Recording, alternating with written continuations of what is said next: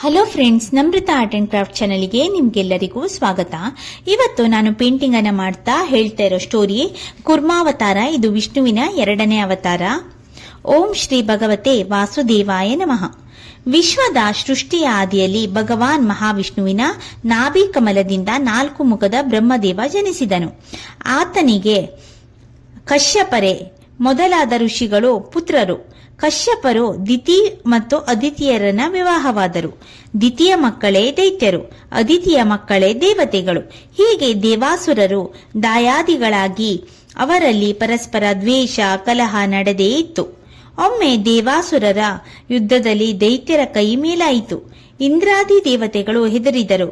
ಹಿಂದೆ ದುರ್ವಾಸ ಮಹರ್ಷಿಗಳನ್ನು ಉದಾಸೀನ ಮಾಡಿದ್ದರ ಫಲವಾಗಿ ತಮಗೆ ಹೀಗಾಯಿತೆಂದು ಅವರಿಗೆ ತಿಳಿಯಿತು. ಆದರೆ ಈ ಕುತ್ತಿನಿಂದ ಪಾರಾಗುವುದು ಹೇಗೆ?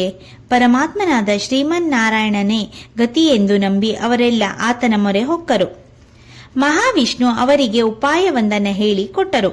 ದೈತ್ಯರೊಡನೆ ಸ್ನೇಹ ಸಲಿಗೆ ಬೆಳೆಸಿಕೊಂಡು ಕಾಲ ಪಕ್ವವಾದಾಗ ಅವರನ್ನು ಜಾಣತನದಿಂದ ಸದೆಬಡಿಯಿರಿ. ನೀವು ದೈತ್ಯರೂ ಸೇರಿ ಕ್ಷೀರಸಾಗರವನ್ನ ಕಡೆದು ಅಮೃತ ಪಡೆಯಿರಿ. ನೀವು ಅಮೃತಪಾನ ಮಾಡಿ ಸಾವನ್ನು ಗೆದ್ದವರಾಗುವಂತೆ ನಾನು ನಿಮಗೆ ಸಹಾಯ ಮಾಡುತ್ತೇನೆ ಎಂದು ಆಶ್ವಾಸನೆ ನೀಡಿದನು. ಭಗವಂತನ ಆಶ್ವಾಸನೆಯಂತೆ ಅವರೆಲ್ಲರೂ ಸೇರಿ ದೈತ್ಯರೊಡಗೂಡಿ ಅಮೃತವನ ಪಡೆಯಲು ನಿರ್ಧರಿಸಿದರು. ಮಂದರ ಪರ್ವತವನ್ನೇ ಕಡಗೋಲು ಮಾಡಿಕೊಂಡು ಕ್ಷೀರಸಾಗರವನ್ನ ಕಡೆಯತೊಡಗಿದರು. ಅನೇಕ ದೇವದಾನವರು ತಮ್ಮ ಅಂಗಗಳನ್ನ ಕಳೆದುಕೊಂಡರು. ಅಮೃತ ಸಿಗಲಿಲ್ಲ.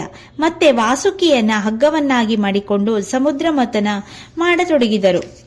ದೇವಾಸುರರು ಸಾಗರವನ್ನ ಅಮೃತಕ್ಕಾಗಿ ಮತಿಸಿದಾಗ ಮಂದರ ಪರ್ವತವು ಕದಲದೆ ನಿಂತು ಬಿಟ್ಟಿತು. ಆಗ ಈ ಶ್ರೀಹರಿಯು ಬೃಹದಾಕಾರದ ಆಮೆಯ ರೂಪವನ್ನು ತಾಳಿ ಮಂದರ ಪರ್ವತವನ್ನ ತನ್ನ ಬೆನ್ನ ಮೇಲೆ ಹೊತ್ತನು. ಅಮೃತ ಮಥನ ಮುಂದುವರಿಯಿತು. ಕೆಲ ಕಾಲದ ನಂತರ ಮಹಾಜ್ವಾಲೆಯನ್ನು ಕಾರುವ ಹಾಲಾಹಲ ಅಂದರೆ ವಿಷ ಹುಟ್ಟಿತು. ಅದರ ತಾಪ ಅಸಹನೀಯವಾಯಿತು. ಆಗ ಎಲ್ಲರೂ ಆ ವಿಷವನ್ನ ಧರಿಸಲು ಭಗವಾನ್ ಶಿವನನ್ನ ಭಕ್ತಿಯಿಂದ ಬೇಡಿದರು. ಕರುಣಾಳುವಾದ ಶಿವನು ಲೋಕೋದ್ಧಾರಕ್ಕಾಗಿ ವಿಷವನ್ನ ಸ್ವೀಕರಿಸಿದನು. ಅದು ಅವನ ಕೊರಳಲ್ಲಿ ನಿಂತು ನೀಲಿಗಟ್ಟಿತು. ಅಂದಿನಿಂದ ಶಿವನು ನೀಲಕಂಠನೆನಿಸಿದನು. ಶಿವನ ಕೈಯಿಂದ ತೊಟ್ಟಿಕ್ಕಿದ ವಿಷದಿಂದ ವಿಷವೃಕ್ಷಗಳು ಜಲಜಂತುಗಳು ಜನಿಸಿದವು. ಒಂತರ ಕಾಮಧೇನು, ಉತ್ಕೃಷಣ ಸೆಂಬ ಕುದುರೆ, ಐರಾವತವೆಂಬ ಆನೆ, ಪಾರಿಜಾತ ವೃಕ್ಷ ಸಮುದ್ರ ಮಥನ ಕಾಲದಲ್ಲಿ ಹೊರಬಂದವು. ಆಗ ಸಮುದ್ರ ನಡುವಿನಿಂದ ಮಹಾಲಕ್ಷ್ಮಿಯು ಜನಿಸಿ ವಿಷ್ಣುವನ್ನ ವರಿಸಿದಳು. ದೈತ್ಯರು ಅಮೃತ ಕಳಶವನ್ನ ಅಪಹರಿಸಿದರು. ಆಗ ಕೂರ್ಮರೂಪಿಯಾದ ಭಗವಂತನು ಸುಂದರ ತರುಣಿ ಮೋಹಿನಿಯ ರೂಪ ತಾಳಲು ಆ ಸೌಂದರ್ಯಕ್ಕೆ ಆ ಅಸುರರು ಬೆರಗಾದರು. ದೇವಾಸುರರಲ್ಲಿ ಜಗಳವೇಕೆ? ನಾನು ನಿಮಗೆ ಅಮೃತವನ್ನ ಹಂಚುತ್ತೇನೆ ಬನ್ನಿ ಎಂದು ಮೋಹಿನಿ ಅವರ ಗಮನ ಸೆಳೆದಳು. ದೈತ್ಯರು ದೇವತೆಗಳು 2 ಸಾಲಾಗಿ ಕುಳಿತರು. ಮೋಹಿನಿಯು ಜಾಣತನದಿಂದ ಅಮೃತವನ್ನ ದೇವತೆಗಳಿಗೆ ಮಾತ್ರ ಹಂಚಿ ದೈತ್ಯರಿಗೆ ಮೋಸ ಮಾಡಿದ್ದು ಯಾರಿಗೂ ಅರಿವಾಗಲೇ ಇಲ್ಲ. ಭಕ್ತರಾದ ದೇವತೆಗಳಿಗೆ ಅನುಗ್ರಹ ತೋರಿ ಸ್ವಾರ್ಥಿಗಳಾದ ದೈತ್ಯರಿಗೆ ಹೀಗೆ ಭಗವಂತ ವಂಚಿಸಿದನು. ದೇವತೆಗಳು ಸಂತುಷ್ಟರಾದರು.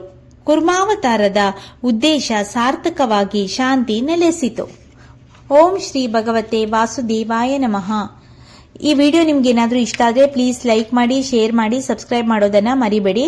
ಹೇಗಿತ್ತು ದಶಾವತಾರಗಳಲ್ಲಿ 2ನೇ ಅವತಾರವಾದ ಕುರ್ಮಾವತಾರ ಅಂತ ಕಮೆಂಟ್ ಮೂಲಕ ನೀವು ತಿಳಿಸಬಹುದು. Thank you.